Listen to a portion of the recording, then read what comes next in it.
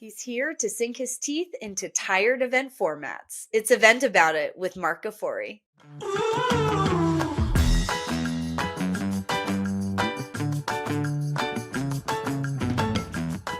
Hey everybody, welcome to another episode of Event About It. I'm your host, Megan Martin, and our guest this week is best known for challenging the status quo of event design and inspiring teams to think smarter, faster, and bolder. He's here to take a bite out of boring event formats and show us what innovation really looks like. Welcome to the studio, Marc. Thank you so much for having me. I'm glad to be here. I'm so glad to have you. We have connected over so many things: passion for the industry, advocacy, pushing boundaries, doing all kinds of innovative things. One thing that you did recently that I love is you built the first business events video game. So tell us more about that.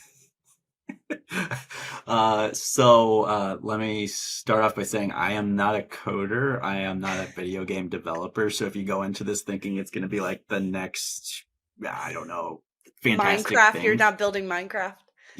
No. I mean, graphics wise, it might compete with Minecraft, Right. but that's about it. Not even. No, I had this idea of, I don't remember who I was talking to, but I'm like, there needs to be a game for us, like some stupid thing you can scroll on your phone, you can do like while you're waiting for a train or a plane or whatever as you're going to somewhere, and just lets us be seen. So that's basically what it is. It's very stupid. It looks like I don't know, Space Invaders meets I don't even know, something. Well, your stat But in here says really 100% of people said it was dumb, but also like Farmville is dumb, and they made millions of dollars on Farmville. So I'm not looking to win millions of dollars off of this product, I will say.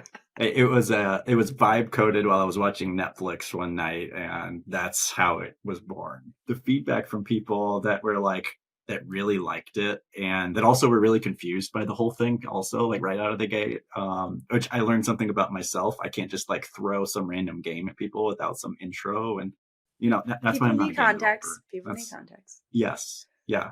But what was interesting is a majority of people said that it felt like their real life of planning, which I found really interesting because I wasn't expecting that. Well, it must be chaotic and beautiful at the same time then, because that's life we live. Yes. And over caffeinated. Like there's this like dueling, like there's this dueling aspect of it that is you're trying to consume as much coffee as you can, but without getting too tired and over caffeinated, because if you do, then you're going like a light speed, 1,000 miles an hour, and you end up dying. But there's weird strategies for each different level that I found through just talking with people who were using it. So I don't know. It was unexpectedly interesting. And I just built it as like a pet project for myself, because I'm like, I have to get this out of my head and into the universe, whether anyone finds enjoyment out of this. Oh, I love it. Well, that's the beauty of vibe coding. Anyone can create a video game as we're learning. Amazing. Okay, well, we're going to play a game today called Tooth or Dare.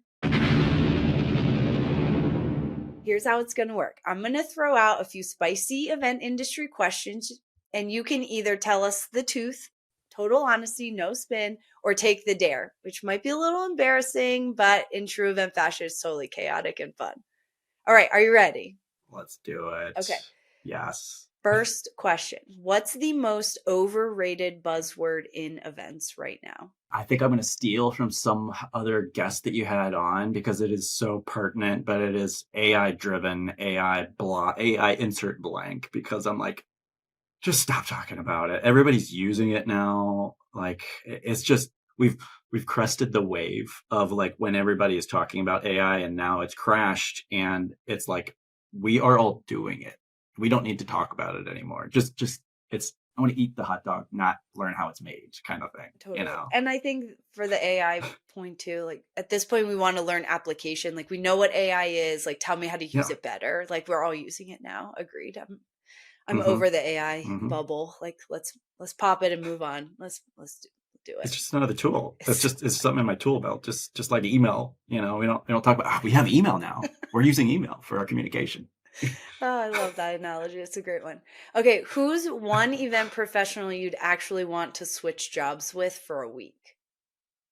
Can I cheat and go back in time a little bit. Yeah. So I would say my father-in-law, Mhm. who was like an account executive on the GSC side, I would love to go back in time as a GSC because there were no cell phones. There was a fax, past a certain point in time, but like basically if you wanted to go home and not talk to anybody, they had to have your home phone number. And if they didn't have that, they couldn't find you. So like it was hitting the fan if it hit the fan, and it was not your problem if you weren't there. So the level of disconnect, I'm envious, and also the liquid lunches were real back in the day too. Like I So don't Mad partake Men in drinking style. really anymore, but kind of, yeah. It was like that was fine. It was the norm. It's like okay, like let's get a little bit of that back in our lives, can we? Like I that would be think, fun. I mean, to that point, I think it was fun. Like they sprinkled in fun. There was more fun and enjoyment. Yeah, Maybe there was yeah, less pressure on it, but there was more play and yeah. fun involved with work then. Or it's like Less gotten so rigid. stuffy. Oh, Yes, rigid. That's a great word. yes, Oh, I agree. yes, Oh, yeah. I would agree with that. I'd like to go back to event planner of like the 80s when you could I mean, disconnect. don't get me wrong. It's terrible and great. There's the good and the bad, Yeah, but there's I'll look at the silver lining. I'll look at that I part. like that. You know, All right, what's a trend everyone pretends to love but you secretly can't stand? I really hate like any LinkedIn post trend, like anything, like the toys, the Taylor Swift tag on add-ons, like anything anybody is doing on LinkedIn that's like jumping on the bandwagon. I'm like, kill me now, please. Can this wave push through so we can go back to everything else because I really despise it. And I mean, I'll laugh at maybe the first one, but after that, like it's lost its luster. I can't enjoy that anymore. I I just mean, it can't. does get played out. At some point, the trends become like too much and it's not worth it anymore. What I actually do like is when somebody does an old trend and brings it back forward like that. Like, let's say 6 months down the road, somebody brings one of those toy things back in. I'm game for that. Like, I'm here for Oh, that like because the it's just weird. AI generator one where everyone was like an Yeah. action figure. Got it. Yes. Yeah. I'm like, I'm okay with that because it's like totally out of the time frame, and you either just came out from a cave, you like climbed out from underneath a rock, or I don't know what got that into your psyche, Well, I think it and now kind that of makes goes me to want to like like. everybody loves a throwback. I mean, we use that in marketing That's all true. the time. Like people love a throwback. Even if Yeah. it's like a 6 month throwback, it's still fun to be like, oh, especially with the year-end wrap-ups coming up. It'd be like, remember that time everyone was an action Yes. figure? I'm here for that. I'm ready. I'm ready for those to come in at the year end. That'll be entertaining. I just think about the internet like 10 years from now, and like Facebook is going to be like, remember 10 years ago when everyone was action figures? You're going to be like, cringy moment. Yeah. All right, Oh next question. Have you ever totally faked enthusiasm for a client idea?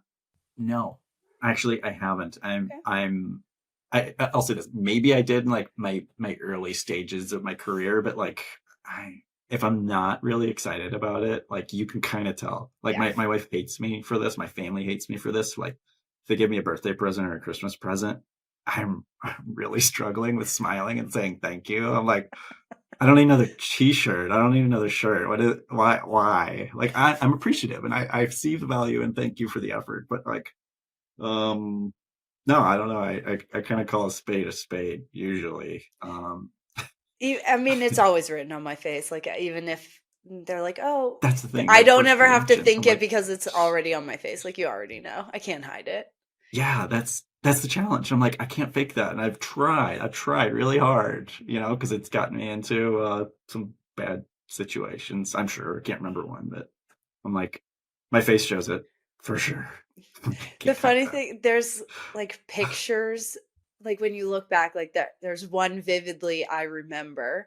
It was at my sister's wedding, and I'm looking back at these pictures, and like I'm not even speaking, but like it's all over my face. Like someone said something at the reception, and like the photographer got like the perfect moment, and it's like the shadiest side eye. So bad. So Oh, bad. oh no, just perfectly ingrained in, and if it's in the Yeah. wedding album, wedding book, it's there forever. It's Thank never God coming it's out. not, but it is on the internet now, so there's that. I love that. Okay, your proudest I told you so moment. going back to my previous life as a GSC, when I was overseeing creative production, so like printing graphics, installing graphics, and things of that nature.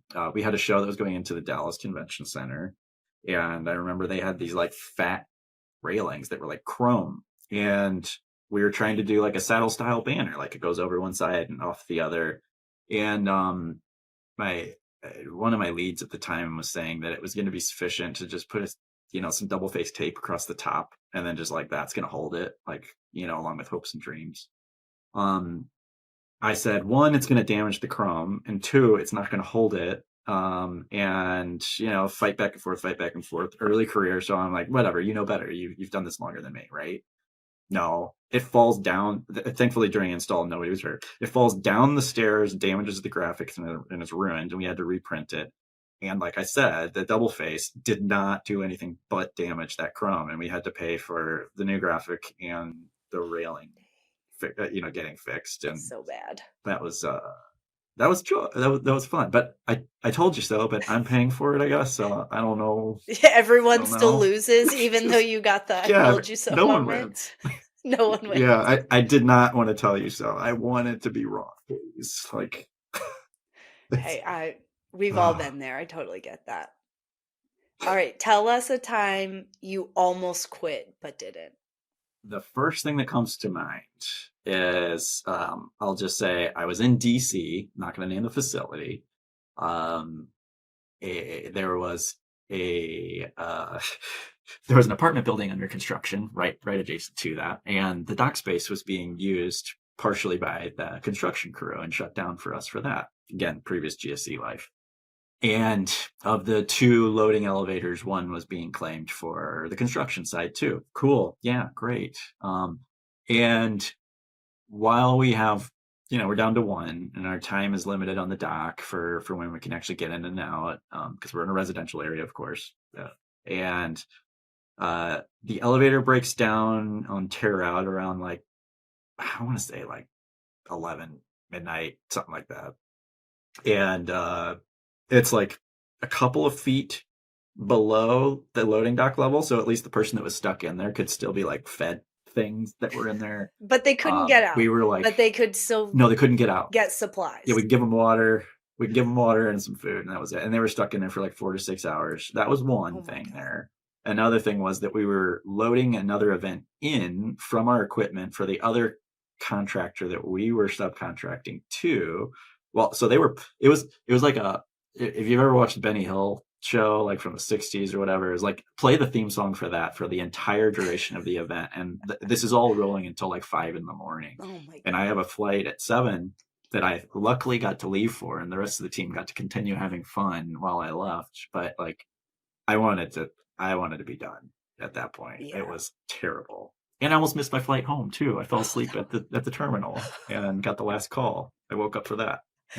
Yeah. Oh my gosh. I mean, this is the stuff meeting planners have no idea that like the contractors that we hire, like they take care of all this noise, but your average meeting planner is not thinking about dock space, elevator access. Like they should probably be, but in the nitty gritty details, like this is definitely not the stuff we even think or hear about. No, and it's all smoke and mirrors. Like if we're doing our job right, then you never know or never see any of these things happening behind the curtain, which is great. But it's also a problem because like if you're only contracting the event space and you're not worrying about the install or dismantle times that are overlapping with the next event and whether or not you can actually physically make it happen, like you get into a really bad place. And like that was also the same show where our Teamsters were in a screaming match with the other crew that was trying to load in their truck, and they snuck in while we were and I'm like, it was like the show of all horrors. I mean, nobody got hurt. We didn't lose money on it. We still made money. The client didn't know about 99% of these things that happened. We definitely told them, can we please move to a different venue? And they said no, because they're not thinking about elevators or dock space or construction. No, that's my problem. That's not their problem. Exactly. Oh God, you gotta love it. It's all the team. Well, thanks for playing Truth or Dare. You didn't even take us up on any of the dares. There was some fun stuff in here, but I know. Yeah, I didn't even think about that. It's all good. I think we'll save it for another time. I'm sure we could get some spicier questions to get you to want to dare. But thanks for playing Truth or Dare. And that kind of leads straight into our next segment, which is the vent of the week. It's my favorite therapy session because sometimes the only thing tighter than a load-in schedule is our patience. This is your safe place to let it all out, all the pet peeves, the planning pains. So tell us, Mark, what irks you about the events industry? Oh, where to begin? I love that you I have think so what many. You're just like, oh, which I one? do. I'm like, well, like my whole product is like I find all the pain points, then I try to create solutions for all of them. So I'm like, which of the long laundry list of things do I want to select from today? The biggest thing is like trying to find calm in the chaos, and then people just like think that they have a solution and are making assumptions rather than like going to the table to look at all of the things that are laid out in front of them and then making a real plan from there. And I mean, good folks do that. Like I've seen it, but like so many people roll off of assumptions and they don't have good captains to lean on their side. So I feel for them, but they're just like they're making from the hip decisions rather than spending the time ahead of time to actually think through minute by minute of what's going to happen so that they can CYA once they get there. Because like I don't have like a true math or a true calculation for it, but let's just throw it out there. Like there's a 10 times higher cost on site as opposed to making that decision a month ago. And the number of times that I've run into a situation of it's not literally said this way, but we'll worry about that when we get there. And it's like, no, we have all of the things that we weren't thinking about that are going to pop up. They're going to create issues once we get there. Just from a logistical side, it's terrible. But like that assumption that people have on where things are going, how they're going, and how they're going to get it there, create so many down channel problems for folks that I'm just like, please, like, can we do something about that? Can we talk collaboratively? Can we partner? That's the big part, is like being able to bring somebody to the table that is, yeah, you're paying them, and it could be a transactional aspect, but if you bring them in as like a partnership and show them all the cards, to be able to plan this thing collaboratively together and come together in one cohesive team, no matter who's paying the payroll. Like if you could do that, then you can tackle all of those MacGyverable problems once you get there. Sure. You also don't have to. I mean, I stress You this with our don't. teams all the time that the more you pre-plan, once you get on site, all you're doing is putting out fires because there's always going to be fires. Nothing's ever going to go to plan. Yes. Elevators break, loading docks can't get in, you're working till 5 a.m. Stuff happens. But if I've pre-planned, I don't want to be planning and putting out fires at the same time. And so the more you can get all those decisions done ahead of time, you can make clear decisions in those fire drill moments than if you're still trying to solve and troubleshoot at the same time. Our biggest enemy in the industry is really just time, Yeah. because that turns into money, that turns into labor, that turns into everything else, product inventory. Like if you have enough time, you can do literally anything. We've all done weird and amazing things, Yeah. but that's only if we have enough time to do it. And as that time window gets smaller and smaller and smaller, your options are more limited and more costly Yeah. as you progress. Yeah. Couldn't agree more. Time Yeah. is the enemy of the events world because it's not like other projects where you can like push out a deadline. Like there's a hard deadline, like if you're going to get it done or not. The stages and the process to get to that final decision are like the biggest unknown for a lot of people. And that goes back to the assumptions. They just assume that like, well, there's only like 3 gate checks. There's 3 decisions that need to be made. And there might be for them, but there's maybe 15 other vendors that are coming in to weigh in on that process. Calls, coordination, like true time and effort that has to go into it. So if you're not doing a work back schedule to come to those 3 checkpoints, you're going to be screwed. You're just going to miss it, and you're going to be staying up multiple days on end and paying the price. Exactly. Yes. Give yourself enough time. That's the moral of this story. And the vent that we don't have enough time in this industry. I love that. All right. So last up, it's time to event about it. It's the part of the show where you get to spill the tea on a memorable event moment. The event fail, the unexpected chaos, and the are you kidding me moments. No filter, and we want to hear it all. So, what's your story? You've already shared a couple that are pretty crazy, so give us one more. Can I talk about the RFP process instead of an Sure. actual event? Because I feel like that's a recurring moment. That's a recurring event in the planning process where I'm Gosh, like, procurement is s- the bane of my existence. So please, yes, tell us a yeah, horrible yeah. RFP Well, so story. that's everybody's story. And I'm like, I feel like it's through an overdependence on like some tech or some piece of software that's like doing it. And so here's the thing. There's this game that we all play. It's I've got a budget and I don't want to tell you.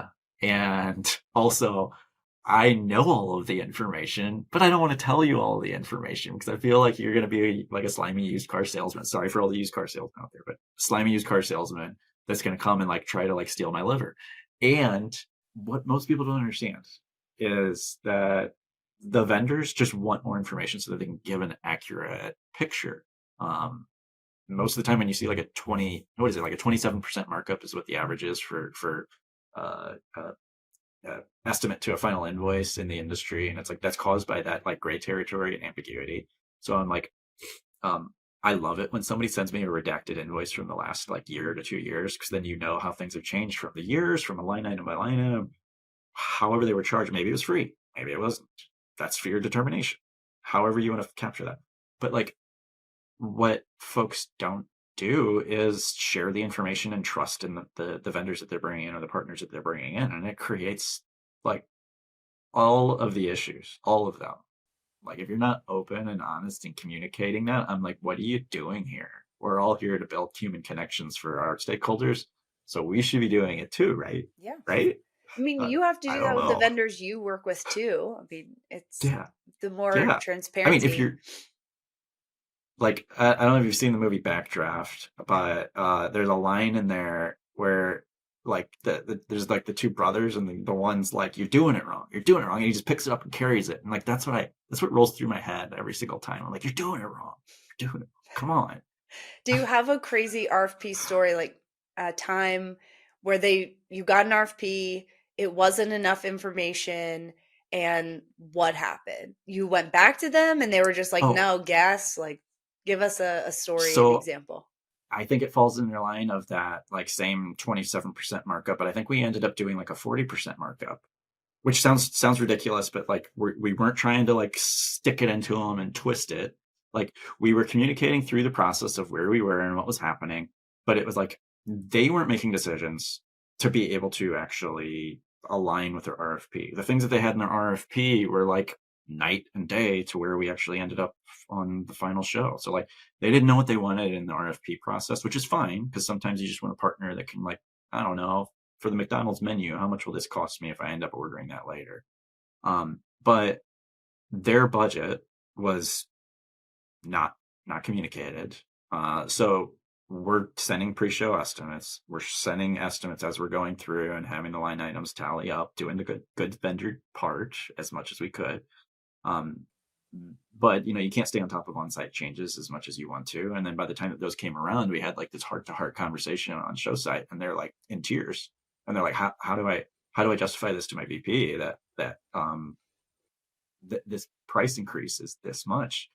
And we're like, here's what it is. Like, if we can help you with this, let's figure it out. But like, I can maybe exchange that for a multi-year contract to reduce some of these costs so that we can water down the losses that we're gonna have to do. And it was like we finally broke through to like have that open and honest conversation on both sides, and we just like wanted to come to the table so that something could like be real, and like we could find a real solution instead of the bullshit like just veiled smoke and mirrors thing that we were all doing before that. And I felt for him. I'm like, we're really good friends now. Like I'll say that, like the client, the former client, and I, and they're still with my previous place of employment there, and it's a good relationship. And but it went through a rocky patch because just like marriage, a marriage counselor will tell you, you got to be open and honest, and Yeah. it's a good relationship takes work. Yes. I mean, and just be upfront with your needs and costs. I mean, you just start out on a much Yeah. better place when you are just open about what it is you're looking for and what you're willing to pay for it, because nothing's worse than having a, champagne expectation with a beer budget. Like nobody wants to work. It's so much harder to work from that place than being like, I want champagne, but I've got beer, and how do we find the happy medium? Like where do we find the course banquet medium, like a fancy beer? How do we get I don't know. I don't drink beer, so I don't know a good analogy, but you get what I'm saying. My favorite analogy is like, okay, like everybody wants a Porsche 911, whether they actually like think through the logistics. I'm not a car guy, but let's just say like you want a sports car, you want the sexy thing that's painted red and has a stripe down the back. But if all you're doing is running the kids back and forth from school and doing a carpool, maybe a caravan is a better choice in the end. I don't have a van, and I'm very much anti-van, minivan, but there are instances when that makes sense. So like if you just turned 16, you shouldn't have a really expensive car. Maybe you need the Honda Civic that you're gonna, total. I'm just saying, like, and that goes for like budgets. Like I see this a lot. Associations see what's happening on the experiential marketing side, like for the corporate side, and they're like, oh, I want that. It's so shiny. It's awesome. But they're spending, like 10 million on the general session, and they're spending this and this and this. How can we do that here? And like, the answer is you can't, but you can get aspects of it.